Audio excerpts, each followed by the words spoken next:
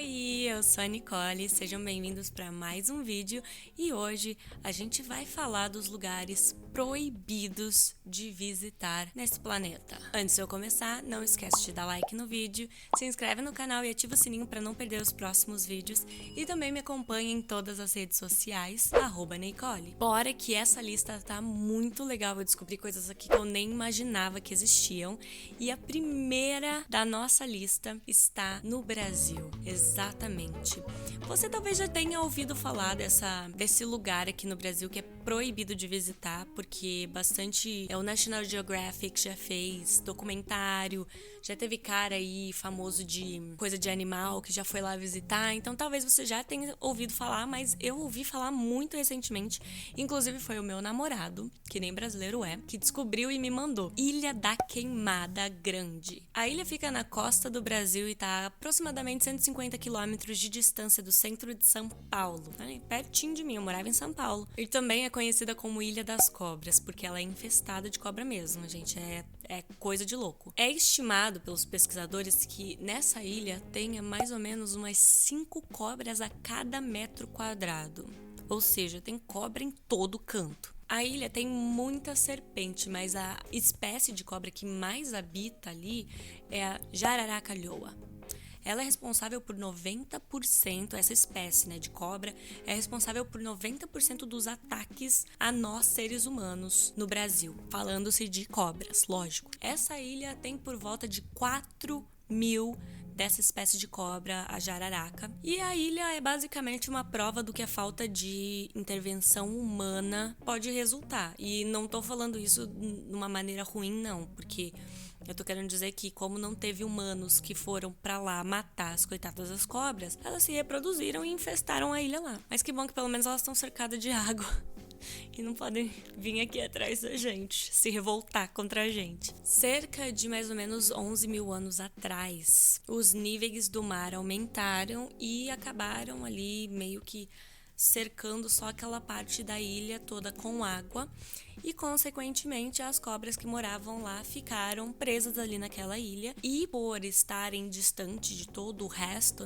elas acabaram se desenvolvendo diferente das cobras da mesma espécie que vivem no continente. Essas cobras, elas não tinham ameaça, porque não tinha nenhum predador para ir lá caçar elas, mas, consequentemente, elas também não tinham presas, porque elas eram as únicas lá. E aí elas tiveram que se adaptar e começar a subir em árvores para pegar as gaivotas, os pássaros que passavam por ali sazonalmente. Elas atacavam as aves, esperavam o veneno fazer efeito e depois iam lá buscar para comer, porque o veneno delas não matavam instantaneamente. Só que aí elas acabavam perdendo aonde é que foi que a ave foi parar e onde é que ela acabou morrendo. Olha que loucura, que é a evolução das espécies e tudo mais. O veneno dessa cobra foi ficando mais forte. Hoje em dia ele é de 3 a 5 vezes mais forte do que ele era antes. Ele mata praticamente todos os animais instantaneamente e pode derreter carne humana.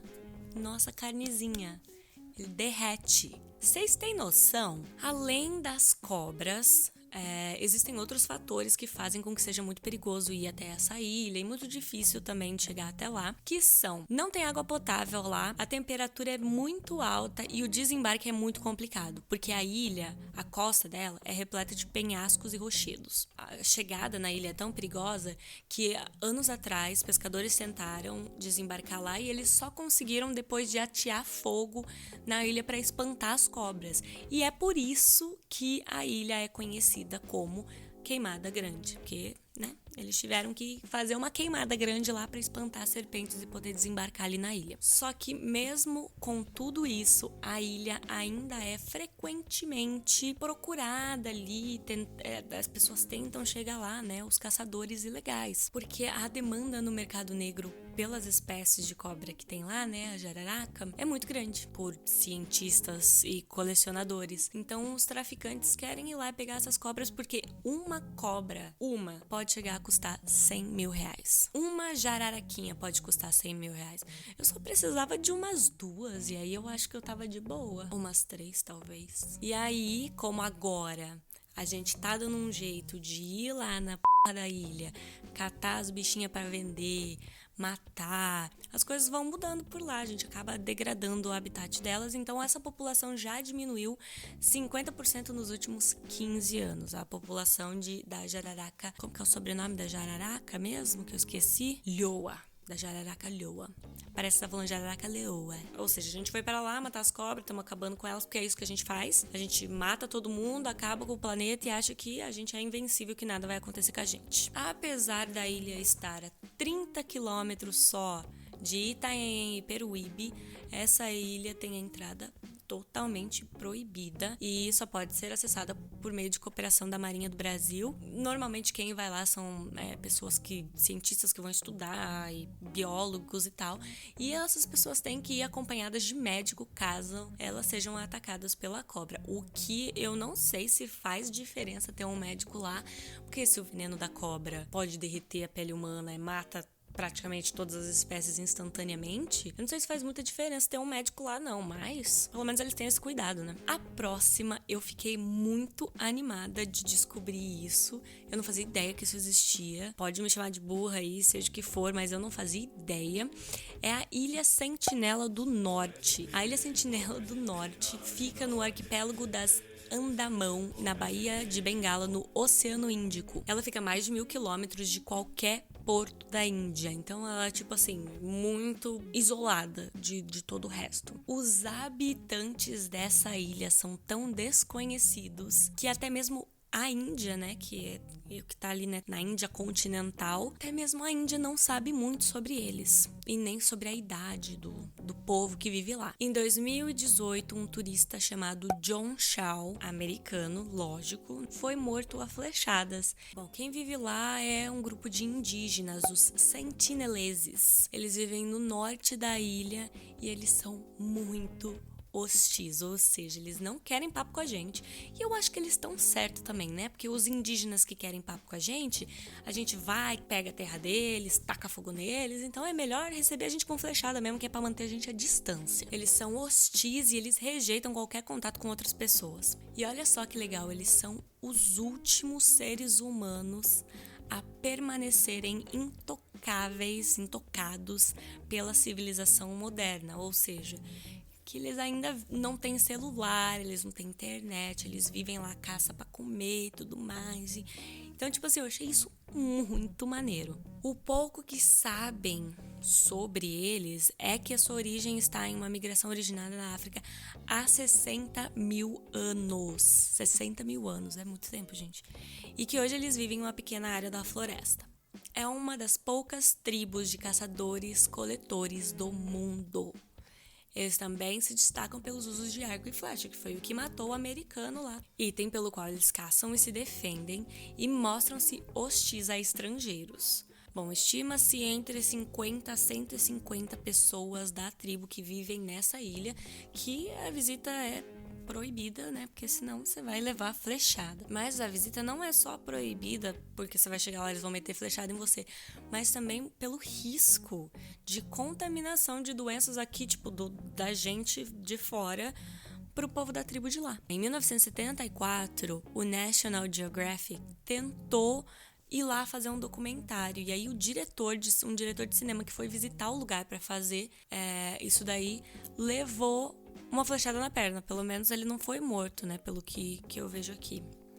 Depois do tsunami de 2004, que afetou a bacia do Oceano Índico, né, onde eles estão lá, as autoridades da Índia tiveram que usar um helicóptero para sobrevoar a área para ver se o pessoal da tribo tinha sobrevivido, porque ninguém se atreve a ir lá perguntar, né? A ir lá dar uma olhada. A resistência dessa galera em ter contato com qualquer pessoa do mundo exterior faz com que seja impossível de se aproximar deles. E novamente eu falo que eles estão certos. No Brasil, inclusive, em outros países sul-americanos, como o Equador e o Peru, ainda existem tribos isoladas também. E se vocês tiverem interesse em saber mais sobre isso, eu posso trazer um canal falando só de... um canal. E se vocês tiverem interesse em saber mais sobre isso, eu posso trazer um vídeo falando mais, aprofundando mais sobre essas tribos, incluindo a do Brasil e a desses outros países que ainda tentam só põe aqui no comentário pra mim e eu trago pra vocês. A próxima é a ilha de Surtsey, na Islândia. Essa ilha foi formada em 1963, depois de uma enorme erupção vulcânica que durou 3 anos. Pensa numa erupção vulcânica durar 3 anos. Bom, ela formou uma extensa superfície acima do nível do mar e virou essa ilha aí, que tornou-se um lugar de estudo científico para compreender a criação de raiz de ecossistemas sem os impactos humanos, né? Porque a gente meteu o bedelho em cada canto do mundo. No ano de formação, uma tripulação estava passando por lá, né? Tava navegando ali no sul da Islândia, quando eles viram uma cortina de fumaça, um negócio pegando fogo lá. Eles acharam que fosse um outro barco, um navio pegando fogo, e devagarzinho eles foram chegando ali para ver se eles podiam ajudar, e eles acabaram presenciando a formação dessa ilha. Muito louco, né? Você poder falar assim pros seus amigos numa mesa de bar que acabei de ver a formação de uma ilha ali, né, um bagulho vulcânico, uma erupção e tudo mais. Depois que ela terminou, assim, de ser criada, ela manteve seus 500 metros de área e 45 metros de altura, embora tenha continuado a crescer ao longo dos anos até o fim da erupção, que foi, 3 anos depois, né, em 67. Mas em 65, as massas de cinzas bloquearam a água do mar e as contínuas descargas de lava produziram um solo duro e fértil. Olha que loucura. Bom, a nova ilha que se formou foi chamada de Surtsey, porque é a homenagem a um Jotun, não sei se é assim que se fala, de fogo, que é uma entidade mitológica nórdica. Então eles fizeram essa homenagem para essa entidade mitológica, e devido à sua criação natural, um grupo de cientistas multinacional resolveu transformar a ilha numa experiência científica. Os acadêmicos têm observado o desenvolvimento do ecossistema natural da ilha sem qualquer ação humana, e como animais e plantas se estabelecem autonomamente no território. Então acabou que virou um lugar muito foda para cientista estudar como é que as coisas se desenvolvem e como é que as coisas se viram sem a gente ir lá meter o bedelho e estragar tudo, entendeu? Muito legal. A ilha é interditada para qualquer pessoa, só cientistas têm permissão de ir lá e de passar a noite na ilha e tudo mais.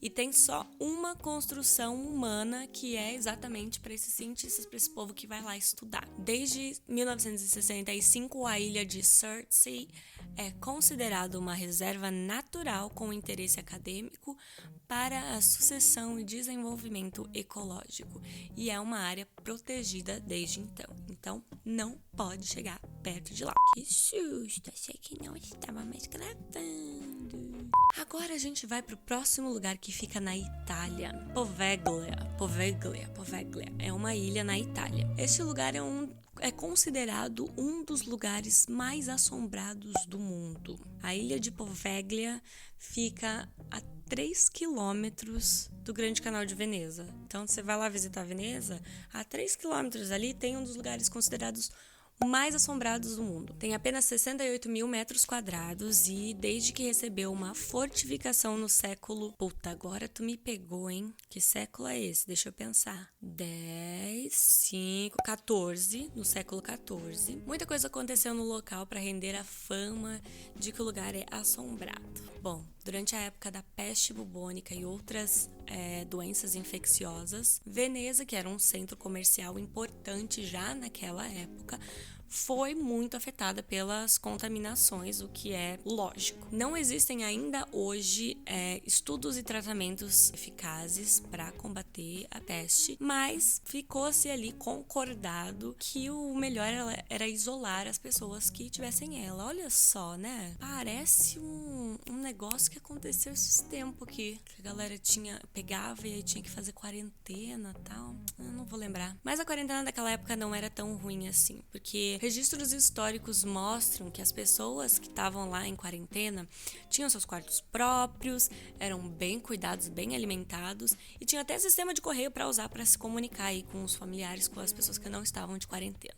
O que tornou o local essa coisa assombrosa foi o avanço mesmo da peste negra. Quando a doença estava no seu auge ali, gente morreu para todos os cantos daquela ilha, sendo enterrados de qualquer forma e depois queimados, porque não tinha mais espaço para enterrar a gente que estava morrendo. Alguns historiadores afirmam que a ilha recebeu mais de 160 mil pessoas doentes, que no auge dessa pandemia iam pra lá e tinham certeza de que não iam voltar, de que era o fim. E também rolava aí uma história, meio que um boato, de que as pessoas que iam pra lá doentes também eram cercadas pelos espíritos das pessoas que morreram lá pela mesma razão. Supostamente 50% do solo dessa ilha é feito ali de cinzas e restos de pessoas que morreram ali. Uma casa de repouso foi instalada muito tempo depois, em 1922, mas testemunhos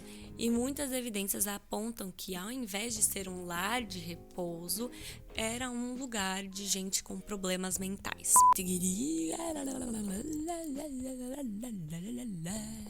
E aí muita coisa ruim aconteceu lá, relato de abusos médicos.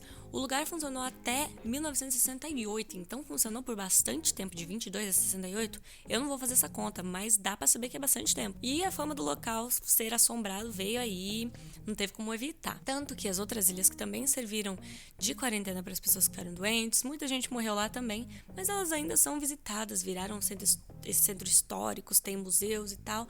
Mas essa daí não vingou não, viu? A galera não quer ir lá não. O governo italiano então teve a brilhante ideia de tentar leiloar essa ilha para ver se algum investidor iria, sei lá, transformar o local em algum hotel de luxo, fazer alguma coisa para as pessoas irem para lá para fazer dinheiro com aquela ilha, né? Um empresário italiano chamado Luigi Brugnaro foi quem comprou a ilha, mas a ilha continua aí sem acesso e em 2020 uma dupla de exploradores furou ali o bloqueio, né, do acesso à ilha e tirou umas fotos do lugar que continua como ele era desde a época lá da peste e de que tudo aconteceu, ou seja, acho que ninguém andou por lá mesmo. O nosso quinto colocado, o último dessa lista de lugares proibidos para visitar, é a Área 51 e ela é muito famosa. Muita gente já falou sobre a Área 51. Fica aqui nos Estados Unidos, no estado de Nevada, lá onde fica Las Vegas, que todo mundo conhece.